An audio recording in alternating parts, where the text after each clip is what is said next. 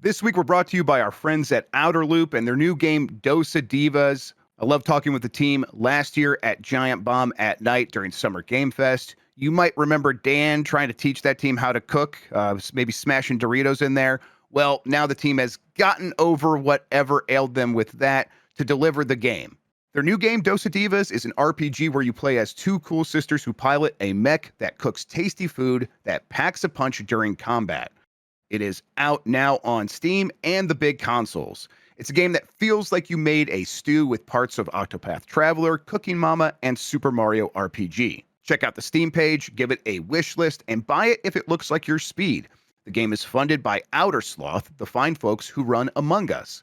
And as part of that publishing deal, the team gets a healthy part of the sales of each copy sold directly to them right from the get-go before making their budget back. So your support does mean a lot to the dev team. Again, that's Dosa Divas, out now.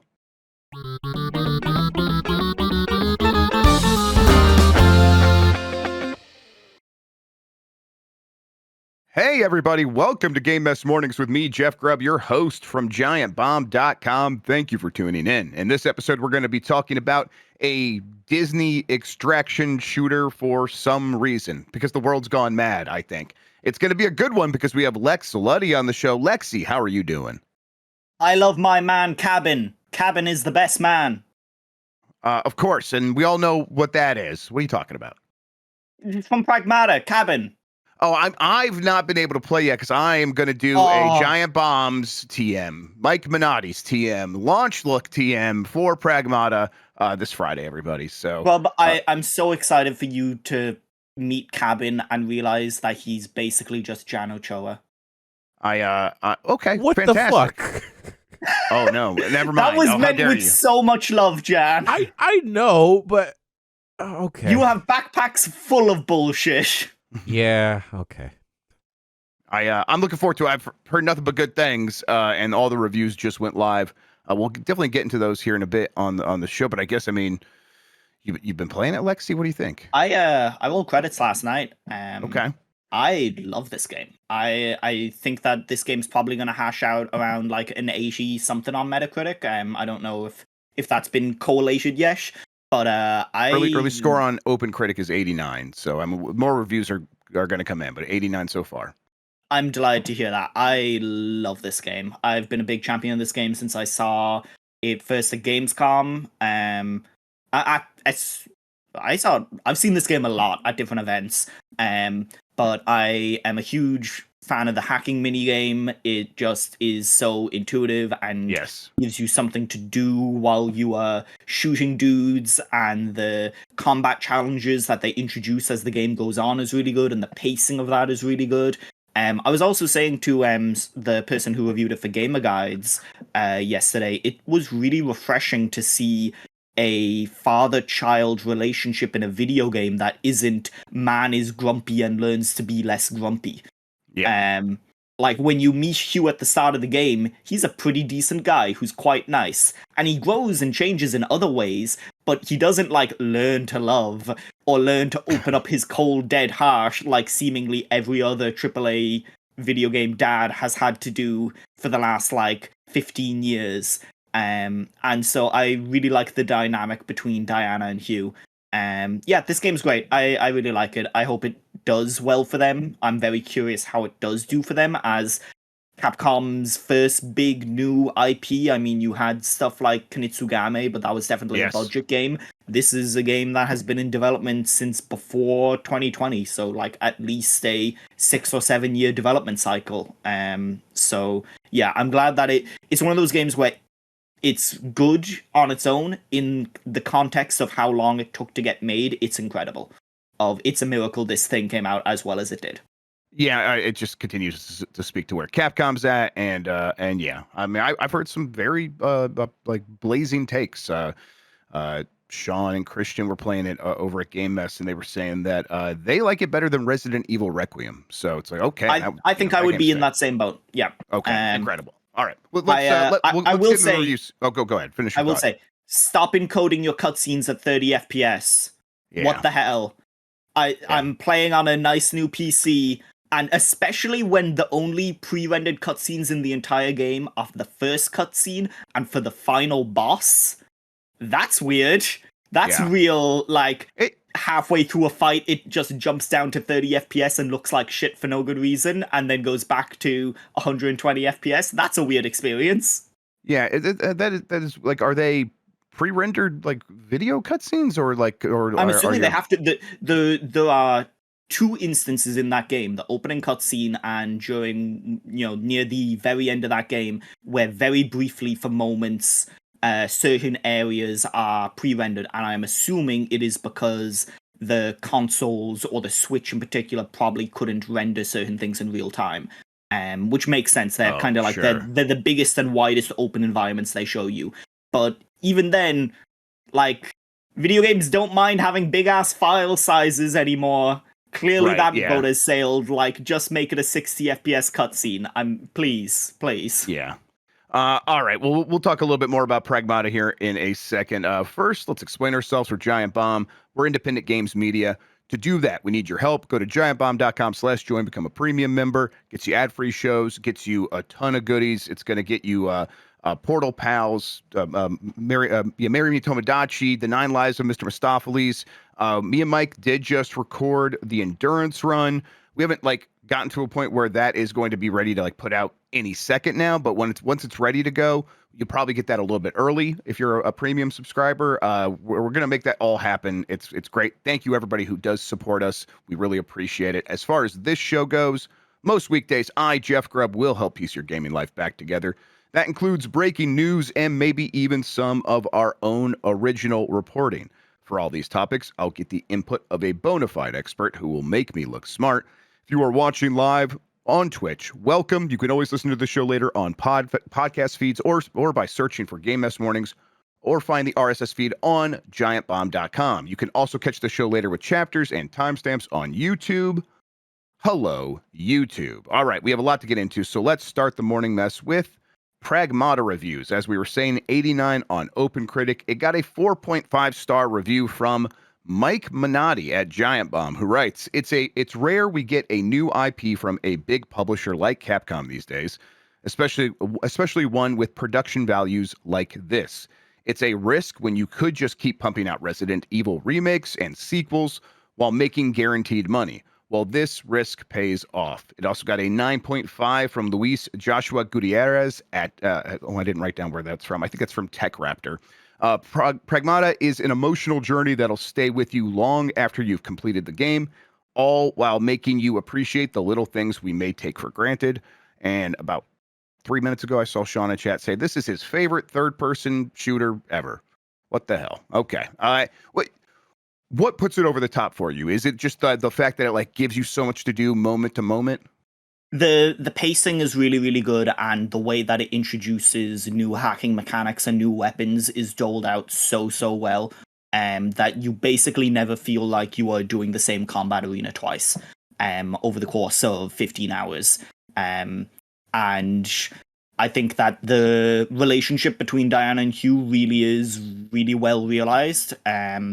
And it's just very nice to like witness a genuinely like positive relationship in a game where the two people help make each other better. The rest of the stuff around the story, it gets a bit like the main person who kind of causes a lot of the stuff in the game you never actually see or meet, so it feels a bit distant in a lot of ways. But I think a lot of the small, again, Resident Evil style notes that you pick up are all really good and really paint out the world and life on the space station. And it just looks incredible. It looks and it plays so sharp, and it feels so good. And using your jet boots as Hugh feels awesome. There's certain you unlock like challenge rooms, combat arenas to do, and doing those is some of the most satisfying combat I have done in a video game in years. It is just like I would play hours and hours of just this combat, and it's good too because at the end of the game they unlock a kind of like post-game combat arena challenge cool. of like, hey, go refight some bosses with harder difficulties and do some more stuff. and so you have a reason to keep playing and engaging with that combat. So it's a really complete package, and it feels so confident in what it is. I was reading the guy who is the lead director on this game, or lead producer on this game. He worked as a weapon designer on Nier Automata. Oh, And that comes through. There's some cool ass weapons in this game and some cool ass art. This game also has several moments where you're just like, oh damn, this looks awesome. This looks so fucking good. right. And so yeah, it's really great. I genuinely, it's one of those games where in 10 years time it might be hard to be like, oh, it's a 10 out of 10 game and it was game of the year that year, but it is one of those games where your feelings about it are basically wholly positive. There's basically no Right. negative aspect to it where you're like, oh, I didn't really like this or I didn't really like that. Like pretty much everything I'm like, no, this worked. But my question would be: it does seem like the story is about the father figure and the daughter figure. How do you think someone like me is going to enjoy this, or the dads out there? Will they be able to handle this? Am I going to be emotionally overwhelmed? What do you think? Um I'm curious. I think the relationship is really well realized in the fact that like it feels very believable. I'm curious how much it will hit home for you as someone who hates AI. But also they do a good enough job at like not getting bogged down in what kind of AI this is, because it's very clearly like this was made before AI conversations were going on, and so Right. this is the type of AI that we used to talk about Yeah. of Steven Spielberg AI and not generative AI. And so it's like, oh yeah. But yeah, I think that this will leave you in a bit of a mess towards the end. So enjoy that. All right. Well, I am looking forward to it. Like I said, I'll be playing that Friday. Friday evening, I'll be playing a bunch. At least I'll go at least 3 hours. I expect I might go longer. But yeah, that'll be happening that evening. In the meantime, like I said, go read Mike's review. It's on the website right now. Go to giantbomb.com. You can catch that. It's definitely worth it. It's not no spoilers whatsoever. It just gives you a good perspective on how he enjoyed it, and he did seem to enjoy it quite a bit. Okay, let's keep going here. Metro 2039 to be announced on April 16th. This is from Sal Romano at Gamatsu. Publisher Deep Silver and developer 4A Games will announce Metro 2039 during an Xbox First Look Metro 2039 broadcast on April 16th at 10 a.m. Pacific Time, 1 p.m. Eastern. The companies announced that today. You will be able to watch it on YouTube. There's a little quote here describing it. This will be the fourth mainline entry from 4A Games in the series based on the iconic novels of Dmitry Gluchovsky. Yeah, there we go. Following Metro 2033 in 2010, Metro Last Light in 2013, and Metro Exodus in 2019, all of which tell the stories of survivors of nuclear devastation living in the Moscow subway tunnels and the world that surrounds them. Okay, yeah, this is part of, I guess it's worth mentioning, there were some rumors coming out of the weekend that there was going to be an Xbox event on April 16th. This is it. It's for this game. I have never been able to fully get into the Metro games. I do get excited each time, Lexi, where I see the new one. I'm like, this one looks more for me. And then I played Metro Exodus, and I definitely got into it a little bit more than some of the others. But even then, it's like, I don't know. There's just something that isn't clicking there for me. But I know there are a lot of people who do really love these games. What's your relationship with them, and what should we expect from this one? I really like them. I've beat that first one and I've played about halfway through First Slice, and I want to go back and finally finish that and beat Exodus now that I have Right. a PC capable of running them quite well. And so I'm curious to see what the next evolution of this is for A Games. If you look back even at their list of publishers that they've had for these games, has had a pretty complicated history over the years, with Deep Silver and THQ and the Embracer Group, all that different stuff. So they've never quite been on secured ground in a Right. lot of ways making these games. So I think in the context of that, they make really great games for what they are. And yeah, these games have always been very interesting to me. Yeah, I same. Yeah, I'm interested. I like the concept. I like the setting. I want to spend some more time with each one, and then I just, like I said, hasn't clicked, but I'll give this one another shot, and we'll see. I always feel like there's not like a chance if I went back to Metro Exodus, I could get into it, but that'll be happening 1 p.m. Eastern because it's just one game. I'm not sure we'll do like a talk over for something like that, but there's rumors that there could be a state of play that day, so who knows? Maybe those things will be back to back. What's that? Could be a busy day. Yeah, it could be a busy day. Well, we'll see. I'll reiterate that I haven't heard anything about a state of play that day, but that doesn't mean there won't be something. There could be. All right, continuing on. Fortnite adding an Arc Raiders style game with Disney characters. This is from Eddie McCoo at GameSpot. Rob, I told you, stop playing Mad Libs when we're meant to be reporting the news. This one, I listen. I always heed your advice. This is real, Lexi. What the? Okay, I'll read. I'll read what we got going on here.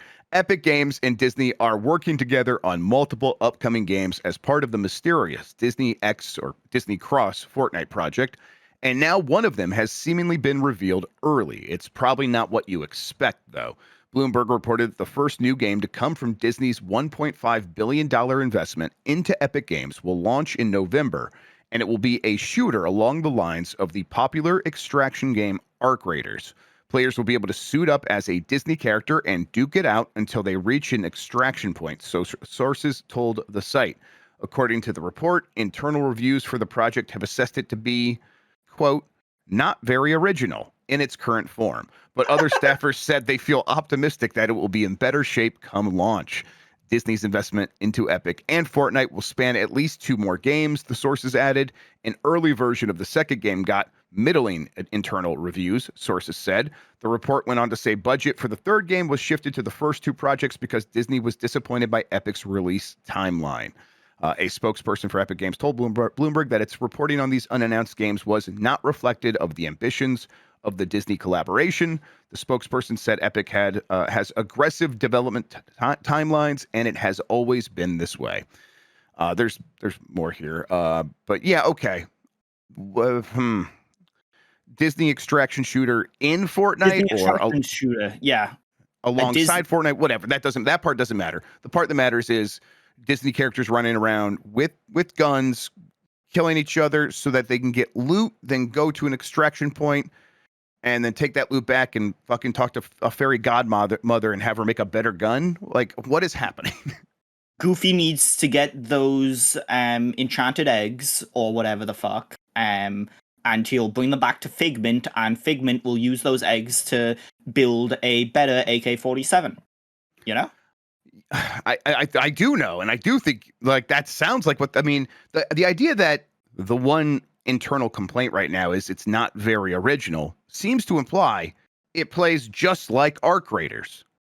That's like I was expecting. Oh, it's like Arc Raiders in structure, but it's like so Disney-fied, and they're gonna have like a lot of fun with it. Maybe guns will be de-emphasized. It doesn't sound like that's the case. I mean, And you need to remember yeah. this is Fortnite. This is the people who built a video game that was ostensibly a survival horde-based shooter because Gears of War was so popular for them.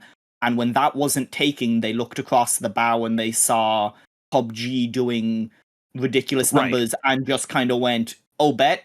And it turned out, it turned out to be like the most successful business move of the decade in the games industry.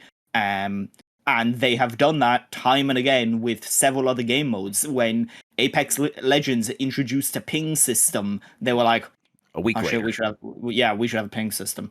And, you know, that's just their ethos to game design is you could call it, you know, iteration on other popular formulas, which, that's what all game design is. It's particularly shameless in the case of Epic and the way that they go about it and the degree that they latch on to whatever is new. You've seen it, and like I don't think that this is going to play out in the way that they hope it will, because you've already seen their community not be happy with things like Italian brain rot characters in their game, and this just adds to the narrative of like, oh yeah, they're just doing whatever's popular now. They're just taking pot shots at whatever might hit. And it's like it is like that sad and sadder where it's worked out for them in the past to take all these concepts from other games and run with them. And it's worked out for them to match up with the very popular thing of the moment, get it into Fortnite, and make a lot of money for both them and their partners all at once. It just seems like for this massive influx of cash, this massive investment from Disney, for that to manifest as, well, we exist right now in this point in time. We got the money from them, so Disney is our focus. So we got to make something with Disney, and then let's do our number one business move and match that up with the thing that's popular right now. And they look outside their window, and it's Arc Raiders, and they're like, okay, I guess we got to just put those two things together. It's like, is that how it works? Is that what you're like? That's all you're doing? That was like the PUBG thing, stealing from PUBG, whatever, like that was, it felt like, oh, you saw an opportunity to do your own thing and take it and run with it. Or even if it wasn't, it's like, do it in a way that is just a little bit more sleek or whatever. But it made sense. It made sense. There was clearly a lot of demand for that. This just feels like they're doing it because that's what you would do in a boardroom in this moment, because you can get people excited about this new buzzword that is extraction shooters. It's just going to not work, right? I can't imagine this working, especially based on these early responses. I mean, especially when like the narrative around Epic and these game modes is they don't support them, Yeah. Other than the Lego one, which happened to take off, they have not been supporting them to the point that they've been laying people off who were working on stuff like the ballistic mode and stuff like rocket racing and parts of the musical competition stuff that they had going on. So like, what's different about this? What's different about this other than you got more money to do it? You got more money from Disney to do it, to make it the Disney Park variant. What's different? Yeah, and it's like, I see people like, hasn't that been the approach that, the AAA gaming executives have used for the last long time, last 15 years or whatever? It's like, yeah, mostly. But I always got the sense that a lot of times gaming execs were like, yeah, that's the kind of thing we would want to see. And then developers would sort of be like, this is the thing we can sort of pitch to get our game green lighted. And so let's really throw ourselves into it and come at it from a perspective of, we could take these things and do our own thing, or we could take these things and just sort of make a fun game based on that. This one, for some reason, just feels like the most cynical version of that entire concept. We'll see. I think that this does feel like something of an end point for the entire Fortnite saga. Obviously, it won't be the end. Things will continue after this, but this does feel like a little bit of a more firm period on the end of the sentence than just a comma, where it's like Fortnite launched, it changed to this battle royale thing. It got extremely popular. It was able to parlay that success into partnerships with other brands. And then they sort of ran out of steam on both the excitement for the way the game played and for those partnerships, other than being able to go back to the millennial well over and over again, which, okay. And now here they are. They're taking big money from one big partner that wants to sort of get into this space. And that's going to be their next couple of years, is just trying to satisfy this deal, because they're hoping to get new investments from Disney in the future. So, okay. I think we're at a point where we need to kind of see what's going to be next to shake up this space, because it's not going to be Fortnite anymore. Fortnite is going to stagnate because of stuff like this, I believe. All right, let's take a break. When we come back, we will have plenty of more headlines to get into.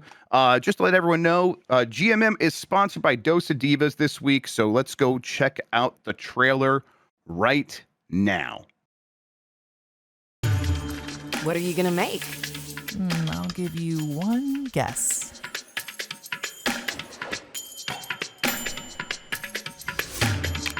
Hello, hello, hello. Look around. Nobody wants to cook anymore. They want convenience. I won. Hey, cooking mamas! I have that part. Check it out. I'm going to punch you in the face. Watch out! Oh no. The ones who gave us life are gone. Do you not care? Do you even have a job right now? Hey! Bring her out. Did you miss me, goddess?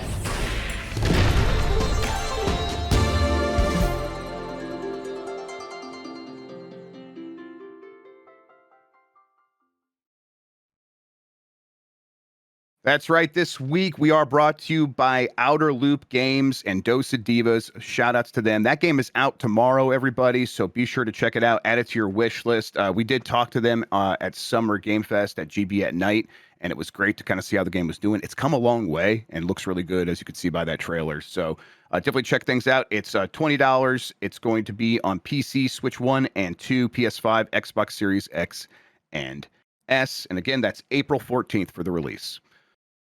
All right, let's get back into Game Mess Mornings with Lexi, Jeff Grubb. Let's do this. The next headline is Borderlands 4 Nintendo Switch 2 copies apparently spotted in the wild, despite the game being put on hold indefinitely. This is from Nintendo Everything. There's been an interesting development with the Nintendo Switch 2 version of Borderlands 4, as the game has now been spotted at retail. You may originally recall that the port was planned for a release last October. However, it was delayed just a few days before release. Then in February, we heard that the development had been paused. That brings us to the latest update today. A user on Reddit has shown pictures of Borderlands 4's Nintendo Switch 2 game keycard release. While the game is legitimately recognized by the system, there's no data to download. That makes sense, as the launch doesn't seem to be happening anytime soon. It seems like they just straight up canceled that game, Lexi. I know they said it was like indefinitely delayed, is how I believe they put it. But yes, so this thing was up for sale on some website. I think it was Vinted or something like that. And people are like, oh, it's probably just bullshit. It's probably just someone making this thing as a repro effectively and putting a card together and then putting that inside a box, putting a cover on that, and then wrapping it in shrink wrap. But someone did buy it and they looked at it and they're like, it seems like it is, as far as the Switch is concerned, authentic.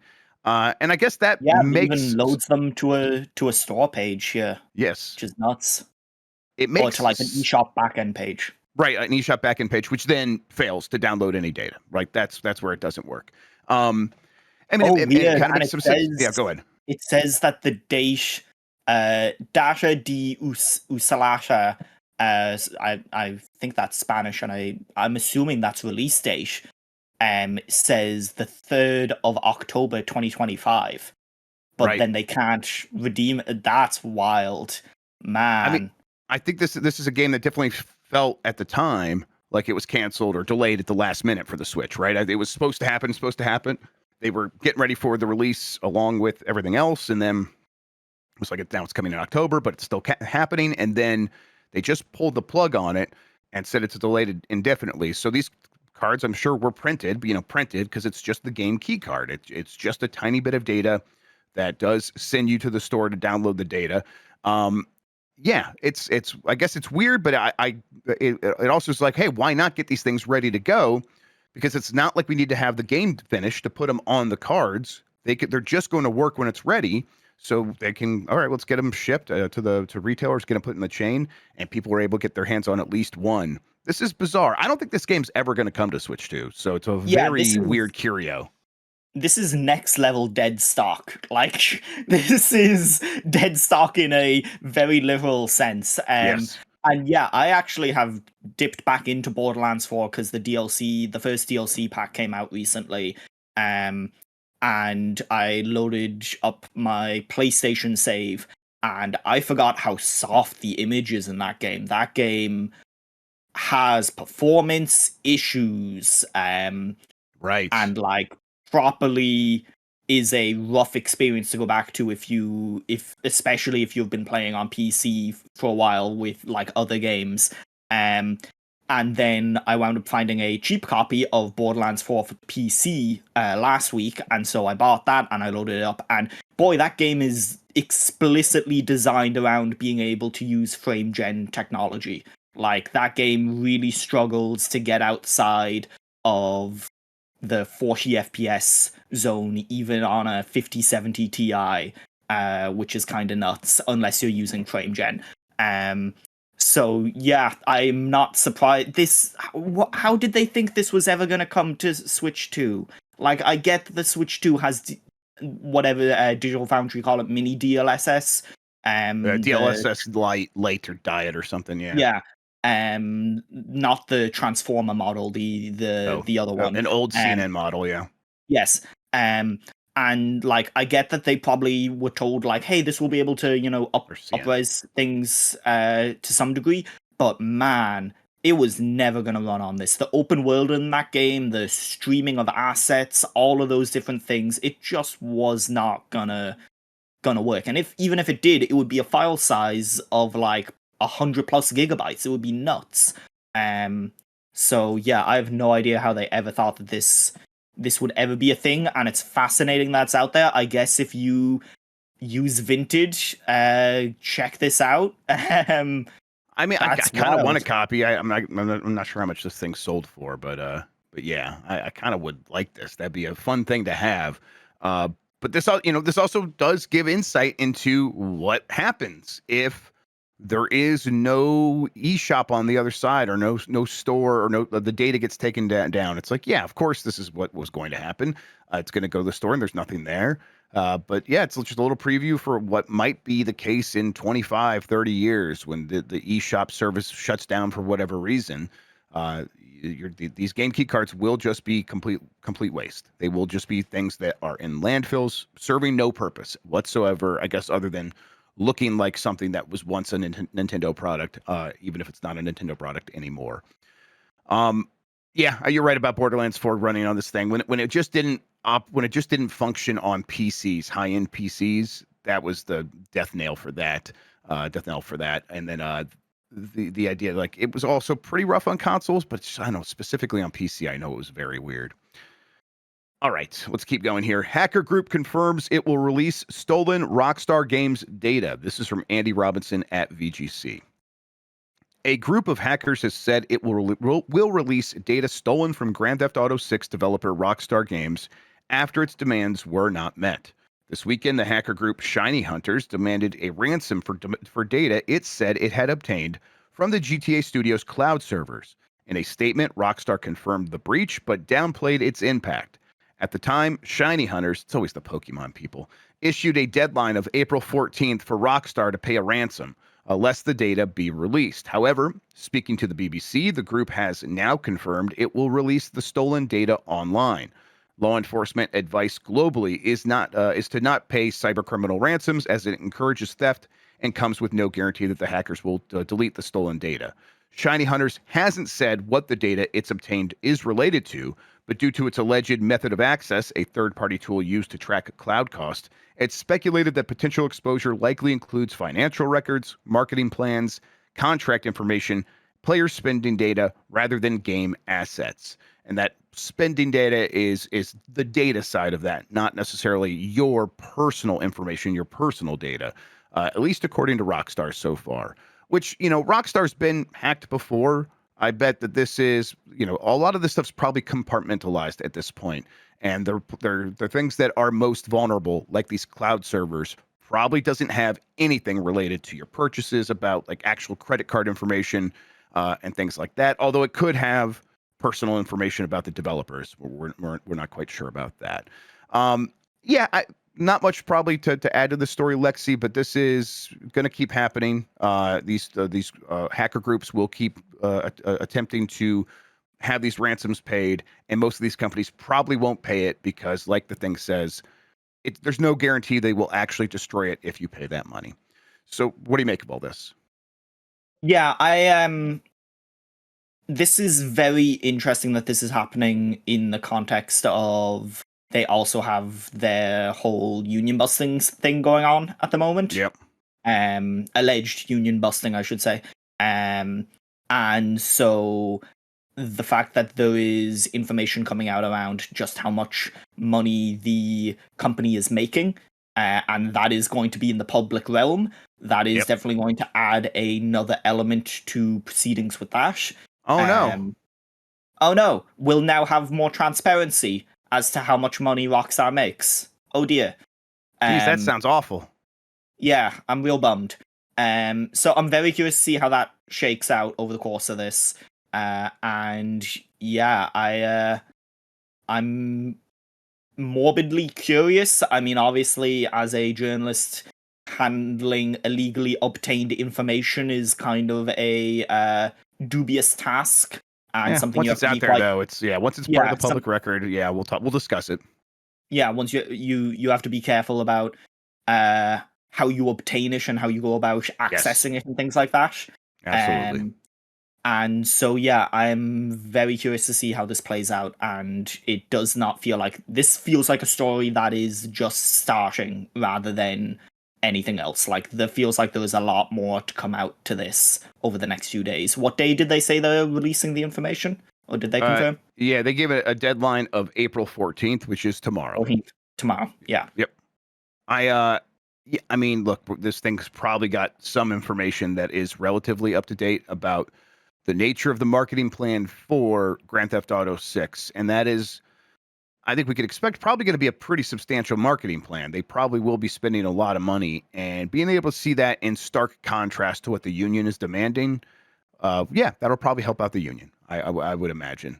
And all that transparency while, the obtained illegally, as you said, that won't matter for the actual in the judicial system. Once that stuff is publicly out there, it will just be part of the public record, and that will be something that they can appeal to at the very least. So hopefully it does help them out. As a reminder, people should go watch People Make Games videos about that unionization busting effort, alleged union busting effort from Rockstar. It's very well done. And it seems very clear to me, but that is my opinion about the alleged union busting. And Chris has done fantastic work with that stuff. If you don't, he was already embedded with them, like as it was happening, which was crazy. If you don't follow People Make Games on YouTube and Blue Sky or whatever, make sure you're doing that, because they are doing probably the best and most in-depth original reporting in the industry right now. Yes, I mean, and part of that's serendipitous, part of that's just the hustle of just working hard to do cool, interesting stuff, and then to have this sort of happen right in front of them as they were trying to talk to these people. And they just stuck with it. It's great to see. It really is encouraging. It's exactly what the industry needs. All right. On going to the next one. Microsoft might not launch Call of Duty 2026 on Xbox Game Pass. This is from Ben Carey at Pure Xbox. In the last couple of years, Microsoft has made the bet to launch Call of Duty Day 1 on Xbox Game Pass. First with 2024's Black Ops 6, before following that up last year with Black Ops 7. However, a new rumor doing the rounds suggests that Xbox is considering reversing that decision for this year's Call of Duty game. As discussed on a recent episode of the Xbox 2 podcast, reporter Jez Corden talks about COD's place on Microsoft's subscription service.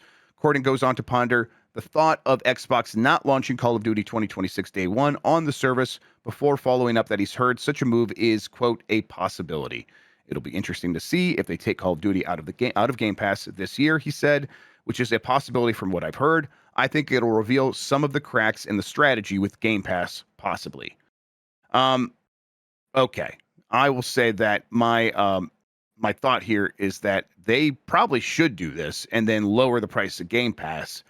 Of course, it's like one problem with that is we know that the price of a service like that will just float back up naturally over time, and then there's one less value added in there because they got us used to it over a longer period of time. But I don't know. What do you think? This seems like a self-inflicted wound Yes. in a lot of ways. This seems like being the architect of your own demise. I'm not surprised this is happening. Obviously, this is happening.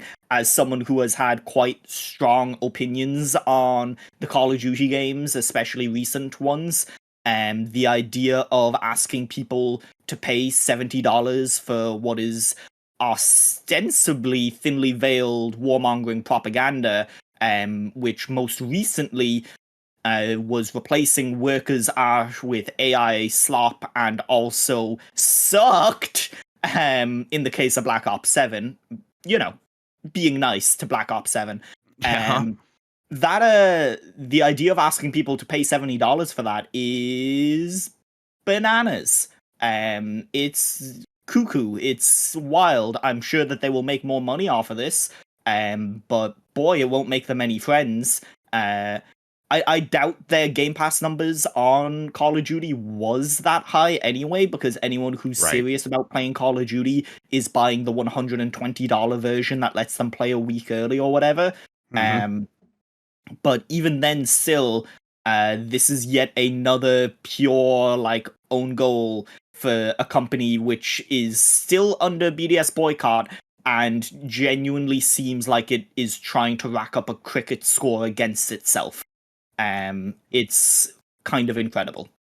Yeah, it is the sitting on your own balls of just running a company. They just constantly are the kind of thing where you've tangled yourself so much here that even if if it does lead to a price decrease, which is something they've that's gone around as another rumor that Ashish Sharma, the new CEO of Microsoft Gaming, is considering a possibility of lowering the price or offering new tiers so there's a way to pay less for Xbox Game Pass. But that is, I mean, people will go, okay, cool, especially the people who don't like Call of Duty, which is a lot of people who have Game Pass, it turns out. There's still, the next question will be, it's like, okay, well, wait, I thought all of your games were in Game Pass. And if that's not true anymore, which is really only a bigger question now because they have put it into Game Pass at 1 point or at 2 points, it'll be much more noticeable now if they reverse that decision and people will be like, okay, at any moment, anything else could drop out of here. And obviously we've seen Game Pass change a lot over the years. And we know that there's rumors that Triton side of the service where it's just Xbox published games in the service, although apparently that won't be Call of Duty. I guess not apparently, but it seems like that's a possibility. It is one of those things where they've tangled themselves up so much that, as you said, it's an own goal. They will only be able to get through this after taking a few more licks. And it's a company that cannot withstand that. There's already so many bad vibes. And there's a guarantee that a game like that, if you care about it, will be on these other platforms. So it just every day with Xbox, it feels more and more like I can get their games on these other places, whether that's Steam or PlayStation, and I can avoid the headaches of trying to track what they're trying to do with their services. Why wouldn't I do that, right? Yeah, it's weird. Like you say, Game Pass was kind of meant to be the thing to get people to come back to Xbox and start using their Xboxes more. But if now it's not on Game Pass, why not just buy it on PlayStation? Why not just buy it on PC? If that's the equation that you're doing in your head. Yeah, it's why buy it on the Microsoft Store on PC when you could instead buy it on Steam, a platform that people actually don't hate using. Yep. Yeah, and they already have such a sunk cost there that they're not looking at exactly. We'll see. I think I want to see what Call of Duty even looks like this year. How do they reignite excitement for that? They've done it multiple times, but check your watch. It's boots on the ground time. It is time for the soft reboot, boots on the ground. This is gritty and realistic Call of Duty all over again. They strayed too far from what the fans accept with Black Ops 7, and so they are inevitably going back to this is realistic, this is real, pal. We talked to real guys about this, and it's so real. Yep, absolutely. I know there's rumors out there about what this one actually is, but I can never remember because I just don't care anymore. All right. Let's see here. I included that one twice. Let's skip that. Xbox's biggest PS5 port yet is crashing so much, some are calling it unplayable. This is from Ethan Gotch at Kotaku.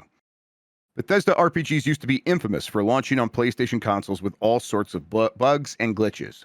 Starfield appears to be reviving that legacy, with some issues being so bad that players are already shelving the game or begging for refunds until they get fixed. And apparently, Sony is giving some refunds for this. I'm getting crashes every 2 minutes, began one thread posted on the Starfield subreddit over the weekend.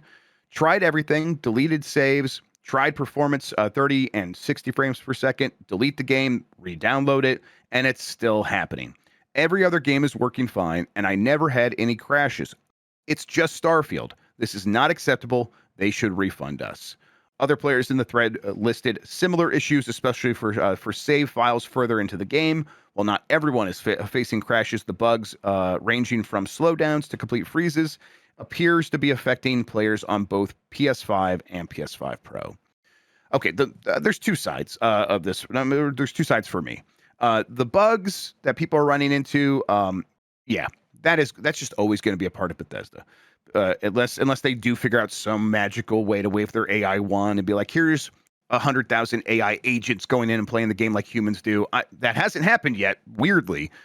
So what's going to keep happening if they can't figure that out, which we'll see, is that their games are going to launch in such a way that we could not replicate what it's like to have 1 million or 2 million people coming in here and doing whatever in this world where you can pick up all these objects and all these things. One thing can interact with another thing.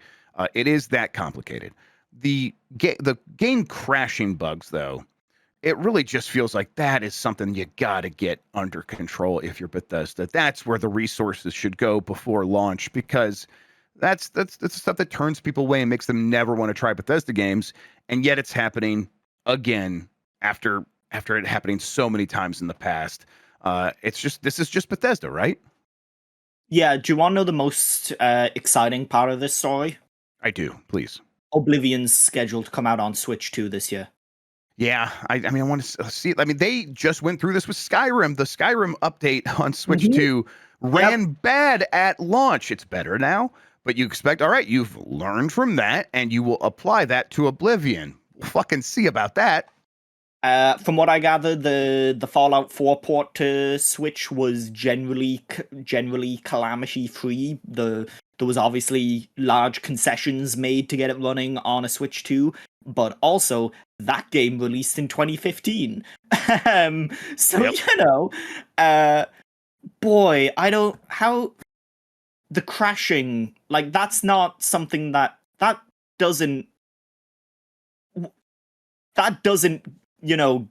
get missed. That's something that you are aware of, because it seems so widespread. Like, I saw the Digital Foundry people were saying, like, yeah, we were experiencing this whenever we were trying to test it, and it made testing it hard, because we couldn't play it for long periods of time without it crashing. If it's that pervasive, then surely before you put it out that is a problem. And if you don't, you have to know. You have to figure it out. Like, that's the thing. Like, it's I'm not excusing Bethesda here. Like, I'm saying that's Bethesda, and that's a reason to continue being skeptical of Bethesda games going forward, like across the board. I think a lot of people already are. That's where most people are. It feels like. Obviously, there's still a ton of excitement around Bethesda games as they do get released, and that will be true for Elder Scrolls 6, and a lot of people will be there on day one. But there will be a huge number of people, rightly so, saying, I'm going to wait, and I think other people should as well, but whatever, it's your money. Because the expectation at this point with a Bethesda game, because it's Bethesda, should be there is a very strong likelihood that the game is going to have problems at launch, and in the cases of some games in the past, forever, like Skyrim on PS3, which I know that some parts of that is just the nature of the PS3 hardware, and a lot of third-party ports had like struggled on PS3 because of its memory configuration and all that stuff. Whatever, you still kind of have to like figure out your games and make them run in a way that it's not going to be, it just stops working if you play it for too long, which was what happened with Skyrim. I played through all of Skyrim on the PS3, and I also played through all of Far Cry 3 on the PS3, which I highly recommend you go seek out some PS3 footage of Far Cry 3 and see what I was willing to put up with as a stupid idiot child that didn't know that there was better experiences to be had. At a certain point, I do get a little bit of Stockholm syndrome with that stuff. It's so cool. I loaded up, I have my PS3 on this desk right here, and I loaded up my Borderlands 2 save file, which is like endgame save file, with a Gunzerker, who's the character who can use 2 guns, and I equipped like 2 Torg, the explosive manufacturer guns, and I just started shooting everything, and I was like, oh, this is like single digit frame rates. This rules. This feels like I'm breaking the game over my knee. Yes, give me polygons on the Super Nintendo at maybe 12 frames per second. That rules to me. I like that. That's just I get that way with some of that stuff, especially if you figured out ways to deal with it as a kid. It was just like something about childhood resilience is fun to look back on. All right, let's see here. Let's get this last story. Fable is still expected to release in autumn 2026. This is from Jonas Mackey at Game Reactor. I reported last week, it might have been 2 weeks ago at this point, that I heard Fable has been pushed internally, but I clarified. I heard it's not coming out next year. So to me, like the point of that was, let's look at the schedule of what Xbox has, which is a lot. I don't think we have the date for Forza, and I think we know Gears. We're gonna get Gears information at the Summer Game Fest time. The rumors are putting Halo sometime later in summer, and it's like, okay, yeah. And this was supposed to come out in autumn around the time of Grand Theft Auto 6. And what I heard is they are starting to worry a little bit about Grand Theft Auto 6, at least in terms of being able to market this game. So it's like, but it's not coming out next year, so that kind of only means it can come out after Grand Theft Auto 6. Does that make sense? And if that would that be December, which technically would still be autumn up until December 21st. So it's just I would then speculated, Lexi, that's like, God, that would be a prime candidate to slip to next year, but that's just because of how busy the year is and Grand Theft Auto 6 taking up so much oxygen. But that's not what's happened yet. The only thing I've said is they've moved it around internally, and a lot of that could just be like the marketing side of things. It could just be like, how are we going to talk about this thing? Should we move that stuff around, move that stuff back, so Grand Theft Auto 6 can own the earlier part of the messaging, and we can try to get in after that. I don't know. What do you think? Fable going to make it this year? And what are your expectations for how they talk about the game? I'd be very curious to see how they felt Indiana Jones did in early December. That was like the second week of December or something. Whatever Mike's birthday is, who cares? And so, yeah, I would be curious to see how they felt that did in that region for them. And if they were happy with it, then I can totally see them putting Fable in that slosh. If not, I can see them pushing it to maybe a January or February, that kind of usual Capcom big hitter month that Capcom have carved out, because Capcom don't really have anything on the books yet for that part of next year. They have Onimusha for this year. Onimusha this year. So unless they have something else unannounced, they don't really have any massive big games scheduled for early next year. They could maybe have a Monster Hunter expansion, but expansions are never as big as the whole new games. So yeah, it's not an easy position to be in, to have a massive AAA game on the books right now, near completion, and have to deal with working around GTA, which is still a game that seems like it is also in flux. Because I highly doubt Rockstar is going to be showing you their cards in a kind of good faith, like, oh, we're partners, we'll let you know when we're gonna. I don't. That's they're going not to tell the you. vibe They tell you the bare minimum, and I bet these companies try to get as much information as they can. And I'm sure there are like calls from now Asher Sharma to Strauss Zelnick being like, "How you doing, bud? Yeah. Any news?" And I bet they keep a lot close to the chest, because why would they share that stuff? So they try to sniff it out, but yeah, I think that is the real point of this entire like story that I was getting at from the beginning. Is this stuff is still a conversation. This the exact final release date is still in flux, because GTA is this thing that could move around. It might not, but like, we don't even know. Like, if everything goes according to plan, we don't know what that means for other games yet still. So you kind of can't even begin to plan because of that. So yes, I think this is something that they will try to get like mostly ironed out by Summer Game Fest, but we'll see. I do think we'll probably get maybe a real date at that point. I just saw a headline or a skeet, and it really kind of sums up my feelings on Pragmata. I saw it and I had to voice it. Kenneth Shepard. I like Pragmata, or as I've taken to calling it, a dad game for dads who actually like their kids. Yeah. Okay. All right. Well, then I'll probably like this game. That sounds good. There's a special type of story that I like to call I am a man who had a daughter and realized that women are people. Yes. story. Oh boy. That's a real common That's most of trope them. in a lot of storytelling and video games for a lot of it. Pragmata is, hey, I think my daughters are great, and I've always thought women are great, and hey, check out how great they are, kind of story. So yeah, that's my take on that. Yep. Okay. That's what I need right now. I don't need to hear from the other guys that became the better dad because they finally had children. We've heard enough from you. You guys can be quiet for a while, please. All right. That does it for the headlines. We have to get to nothing because there was no poll question because we did the Big 12, the Bomb 12, the Big 12, the Bomb 12 last Friday. But I will remind you that we will have another Bomb 12 to end out this week. If you go to giantbomb.com, you could scroll down, see the Bomb 12, go to the Vote Here tab, click there to get to the form where you could submit your game for the Bomb 12, and we will wrap up this week with the 12 games that matter most to the people who are really playing video games. With that out of the way, we do have a new poll question, but before we get to that, Lexi, why don't you tell people where they can find you on the internet, what you have going on, and all that good stuff?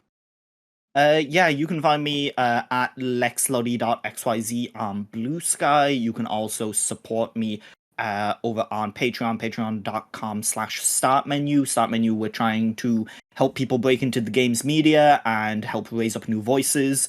We're hoping to do like a big push at some point and kind of introduce some new benefits and bring back our podcasts and things like that.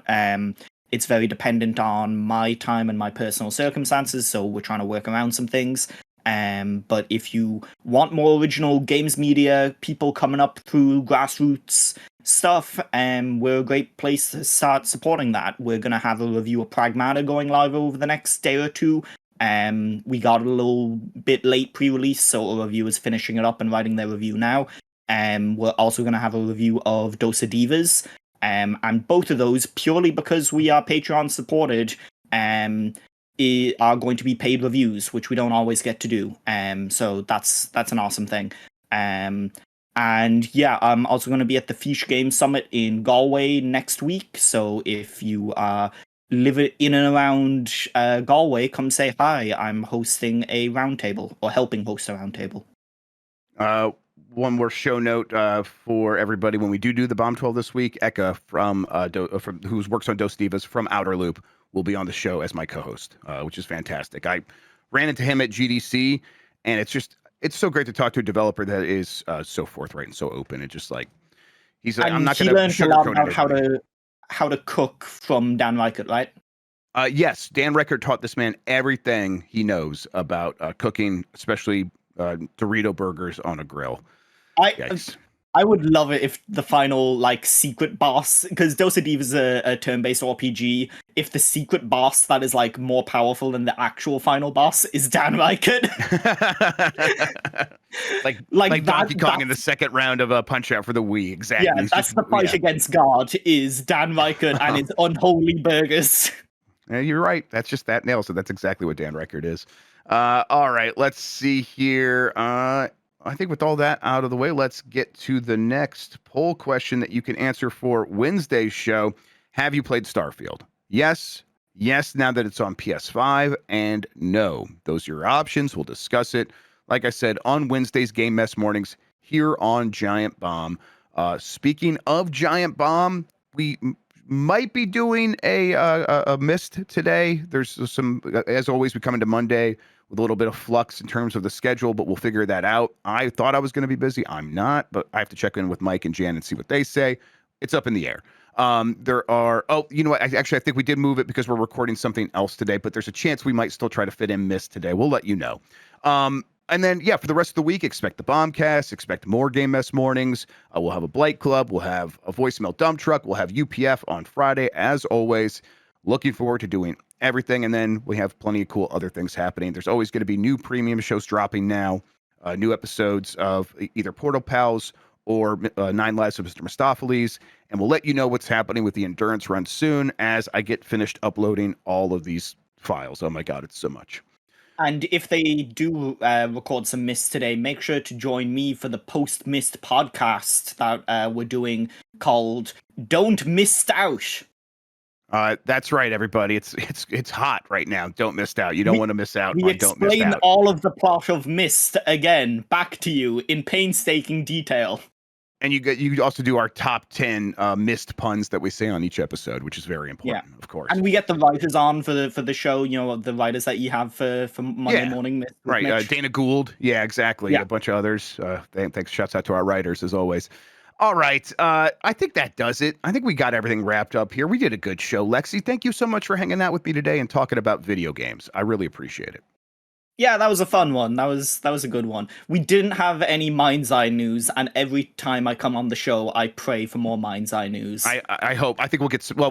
That mission's coming out soon, right? Is it it's not due. out? It's due. It's due. It's not out yet. Yeah. Right. Mind's Eye is nigh, is what they're saying out on the streets. We're going to get out of here. Thank you, everybody, for listening. Thank you, everybody, for watching. You are the best audience in gaming. Until next time, have a good one. Take care of yourself, and goodbye.